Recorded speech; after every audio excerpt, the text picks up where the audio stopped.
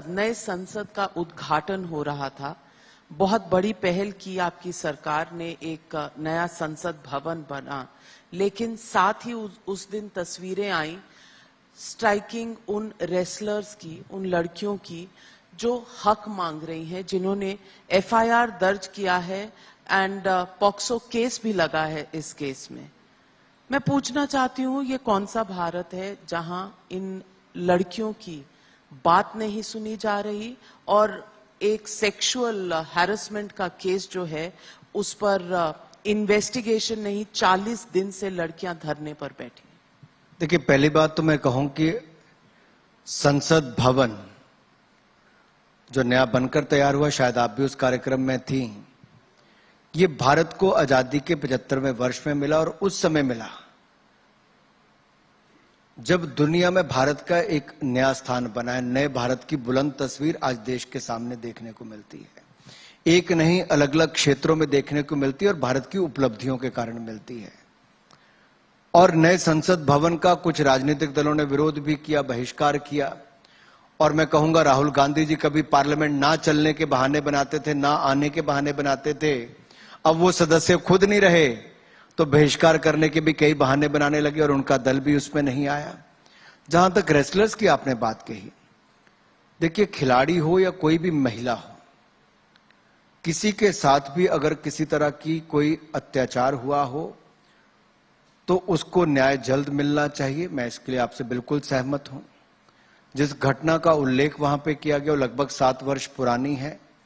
और जब रेसलर्स मुझसे मिलने, मैंने ही उनको न्योता दिया था जनवरी महीने में मिलने के लिए, तब उनकी मांग थी। मैंने तब भी पूछा था कि एफआईआर किसी भी पुलिस थाने में दर्ज हो सकती थी, लेकिन उन्होंने कहा कि हम आपके समक्ष इस बात को रखना चाहते हैं ताकि उनके खिलाफ कार्रवाई हो। हमने कमेटी बनाई, उनसे पूछ के बनाई, कमेटी बनाई। कमेटी में मेंबर उन्होंने ऐड करने के लिए कहा, वो भी किया। कमेटी ने जितने लोगों को उन्होंने नाम लिए सबको बुला के उसकी जांच भी की। कमेटी ने अपनी रिपोर्ट फाइल की। उसके बाद दिल्ली पुलिस को उसको रिपोर्ट को सौंपा गया। In the mean time IOA को बोल के, क्योंकि Indian Olympic association directly govern करता है सब फेडरेशंस को, तो उनको कहा गया कमेटी ऑफ एडमिनिस्ट्रेटर बनाइए ताकि wrestling federation of India day to day activities ना देखें। Wrestling federation of India day to day activities कुछ नहीं देखती, ना उनके अधिकारी के पास कोई आज अधिकार है। आईओए की कमेटी ने अभी ट्रायल्स कराया जिसमें हजारों खिलाड़ियों ने भाग लिया। उनका कैंप चल रहा है। 5 तारीख को अगला ट्रायल है जिसके लिए 2500 के लगभग खिलाड़ियों ने अभी रजिस्टर कर चुके हैं। उनका सिलेक्शन होने वाला है, वो भी हुआ। पुलिस ने एफआईआर दर्ज की। सुप्रीम कोर्ट में केस गया तो सुप्रीम कोर्ट ने भी अपने लेवल पे कहा कि दिल्ली पुलिस से आप एफआईआर मांगते तो दायर कर दी, उन्होंने दर्ज कर रहे हैं। Supreme court has to intervene to register an FIR. The committee you are talking about was set up in January. We are sitting in June. आप जैसे सीनियर पत्रकार के लिए मैं सिर्फ इतना ही कहना चाहता हूं और देश के सामने भी, पुलिस में एफआईआर दर्ज कराने के लिए खिलाड़ी को ही जाना था। हमारे पास उन्होंने जब अपनी बात रखी कि इंटरनल कमेटी के लिए, हमने वो जो कमेटी की जांच की। जांच के बाद आईओ को कहा गया कि अपने कमेटी ऑफ एडमिनिस्ट्रेटर बनाए। उन्होंने बनाया, वो कमेटी को चला भी रही हैं। डे टू डे एक्टिविटीज वो कर रहे हैं, टीम वो भेज रहे हैं, सारी पेमेंट्स वो कर रहे हैं। तो डब्ल्यूएफआई का आज के समय में कोई रोल नहीं है, 1% कोई रोल नहीं है। पुलिस जांच में अगर किसी भी नागरिक के खिलाफ पुलिस कंप्लेंट होती है तो वहां पे जांच करने के बाद चार्जशीट फाइल करके उसके बाद उचित कार्रवाई की जाती है। पुलिस ने जांच अपनी लगभग पूरी कर ली होगी, चार्जशीट वो दायर करने वाले हैं और उसके बाद उचित कार्रवाई भी करेंगे। और मैं ये विश्वास दिलाना चाहता हूं, हमने प्लेयर्स ने जो जो जब जब कहा, सारी बातें इनके कमेटी बनाने से लेके, आईओ को से लेके, एफआईआर से लेके, जब जब जो जो कहा वैसे ही सब कुछ हुआ है। लेकिन पुलिस की इन्वेस्टिगेशन पूरी होने का इंतजार, चार्जशीट फाइल करने का इंतजार करना चाहिए। और 38 दिन जब तक हमारे सभी एथलीट्स, जो 4 एथलीट्स हमारे वहां पे बैठे हैं, वो 38 दिन बैठे, कभी किसी ने कोई मना नहीं किया। उन्होंने कैंडल मार्च करना था तब भी। हम न्याय दिलाना चाहते हैं, हम चाहते हैं निष्पक्ष जांच हो, उचित कार्रवाई हो। इसमें किसी का कोई पक्ष लेने की बात ही नहीं है। चाहे कोई भी व्यक्ति हो, हमें किसी का कोई पक्ष नहीं चाहिए। हमें निष्पक्ष जांच और उचित कार्रवाई चाहिए जिसके लिए सरकार प्रतिबद्ध है। Mister Anurag Thakur, You've given a long response. I have two basic points on this.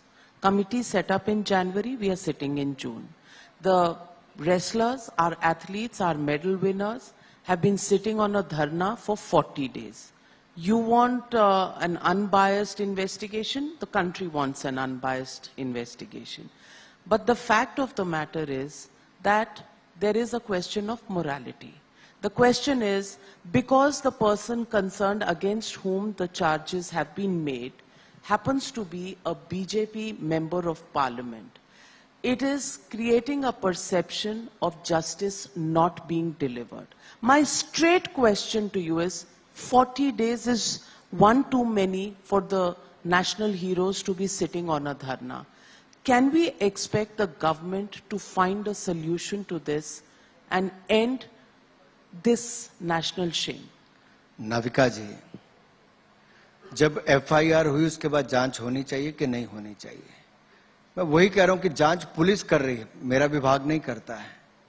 और सरकार निष्पक्ष जांच चाहती है हर किसी के। उसमें पहले भी जब कमेटी बैठी तो कितने लोगों ने अपने बयान दर्ज करवाए, जो जो करवाना चाहता था हर किसी को मौका दिया गया। 14 मीटिंग्स उसकी की गई। मैरी कॉम जैसी 6 टाइम वर्ल्ड चैंपियन उसके मेंबर हैं, योगेश्वर दत्त जैसे ओलंपियन मेडलिस्ट उसके मेंबर हैं, बड़े खिलाड़ी उसके मेंबर्स हैं जो मेडलिस्ट हैं इंटरनेशनल लेवल पे। और एथलीट्स को ही इसका हिस्सा बनाया गया, जो स्पोर्ट्स एडमिनिस्ट्रेटर जो उनको जानते थे उन्हीं को इसका हिस्सा बनाया गया है, ताकि हर कोई अपना पक्ष उनके सामने रख सके। बड़ी विस्तार में उनकी बात सुनी गई, उसके बाद ही उचित कदम उठाए गए हैं। और इसलिए रिपोर्ट पुलिस को सौंपी गई और पुलिस ने उस पर एफआईआर की है। इसलिए आईओ को कहा गया कि डे टू डे एक्टिविटीज के लिए कमेटी ऑफ एडमिनिस्ट्रेटर बनाए, तो कर रहे हैं। हम सब चाहते हैं न्याय मिले, लेकिन प्रक्रिया का पालन करके वो जांच पूरी करके ही होगा। It's now even being noticed by the International Olympic Association. Do you think,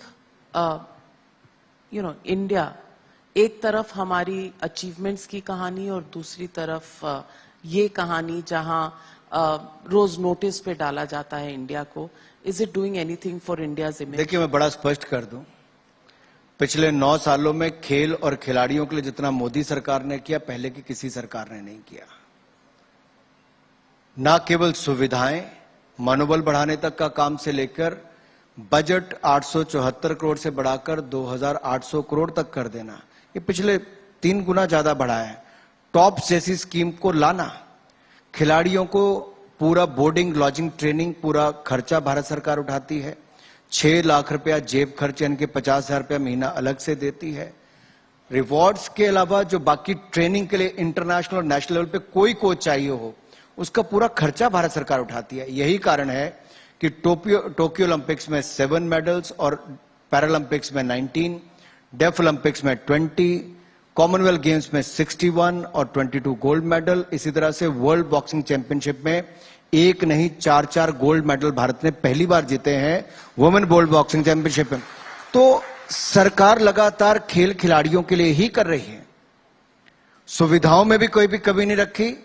और जहां तक सुरक्षा की बात है, इंटरनल कंप्लेंट कमेटी बनाने के लिए हमने सभी फेडरेशन को कहा, और उस पर भी सभी फेडरेशन को हम खुद चेक कर रहे हैं कि उनकी इंटरनल कंप्लेंट कमेटी हो और उसको महिला अथॉरिटी हेड कर रही हो। Well, of course, there are many other achievements, but we as citizens of India would hope for an early resolution to this standoff that is taking place. हम सब चाहते हैं जल्द हो, इसमें कोई दो राय नहीं। जल्द जांच पूरी हो और जल्द चार्जशीट दायर हो। चार्जशीट कब तक बिल्कुल, आएगी? ये पुलिस का काम है, लेकिन जल्द जांच पूरी होकर चार्जशीट दायर हो। मिस्टर अनुराग ठाकुर